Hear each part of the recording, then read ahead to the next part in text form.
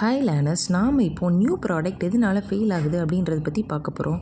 First, மார்க்கெட்டை பற்றி சரியாக அண்டர்ஸ்டாண்ட் பண்ணாமல் இருந்தார் அப்படின்னா, அதாவது அவரோட டார்கெட் கஸ்டமர் யார், அவங்களோட தேவைகள் என்ன அப்படின்றத அவர் சரியாக புரிஞ்சுக்காமல் இருக்கிறாரு அப்படின்னா.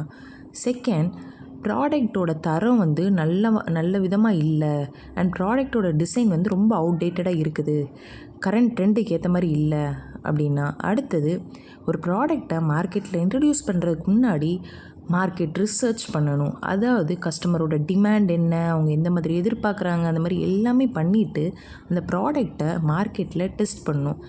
இந்த கம்பெனியோட மார்க்கெட் ஷேரை பொறுத்து அவங்க மார்க்கெட் டெஸ்ட் பண்ணலாம்.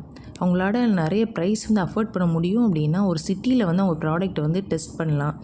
இல்லை அவங்களால ரொம்ப கம்மியான ப்ரைஸுக்கு தான் அஃபோர்ட் பண்ண முடியும் அப்படின்னா ஒரு பர்டிகுலர் ரீஜனை சூஸ் பண்ணி அவங்க ப்ராடக்ட்டை டெஸ்ட் பண்ணலாம்.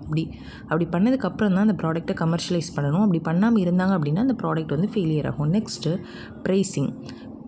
பீப்புளோட எக்ஸ்பெக்டேஷனுக்கு மேலே ப்ரைஸிங், பீப்புள் எந்தளவுக்கு பே பண்ணுறதுக்கு ரெடியாக இருக்கிறாங்களோ அதுக்கு மேலே ப்ரைஸ் அவங்க ஃபிக்ஸ் பண்ண முச்சில் அந்த ப்ராடக்ட் ஃபெயிலியர் ஆகும். ப்ராடக்ட் யூஸ் பண்ணுறதுக்கே ரொம்ப கஷ்டமாக இருக்குது அண்ட் எப்படி யூஸ் பண்ணணும் அப்படின்றது புரிஞ்சிக்கவே முடியல அப்படின்னா அந்த ப்ராடக்ட் ஃபெயிலியர் ஆகும். நெக்ஸ்ட்டு, அந்த ப்ராடக்ட் மார்க்கெட்டில் சரியாக ஃபிட் ஆகலை, அதாவது பீப்புளோட நீடுக்கு ஏற்ற மாதிரி அந்த ப்ராடக்ட் ஃபிட் ஆகலை அப்படின்னா அந்த ப்ராடக்ட் ஃபெயிலியர் ஆகும். நெக்ஸ்ட்டு, நம்ம ப்ராடக்ட் புது இன்னோவேஷன் எதுவுமே இல்லை, ஸ்டார்டிங்கில் எப்படி இன்ட்ரடியூஸ் பண்ணணுமோ அந்த மாதிரி இன்னுமே நம்ம ப்ராடக்ட் யூஸ் பண்ணிகிட்ருக்குறோம் அண்ட் நம்ம காம்படிட்டர் ப்ராடக்டை விட நம்ம ப்ராடக்ட் எந்த விதத்துலேயும் வித்தியாசமாக இல்லை அப்படின்னாலுமே நம்ம ப்ராடக்ட் ஃபெயிலியர் ஆகும். ஸோ மார்க்கெட்டர் அவங்க ப்ராடக்டை மார்க்கெட்டில் இன்ட்ரடியூஸ் பண்ணுறதுக்கு முன்னாடி ப்ராடக்டை ப்ராப்பராக மார்க்கெட் ரிசர்ச் பண்ணிவிட்டு தான் இன்ட்ரடியூஸ் பண்ணோம். அப்போ தான் அந்த ப்ராடக்ட் ஃபெயிலியர் ஆகாமல் சக்ஸஸ் ஆகும். தேங்க்யூ.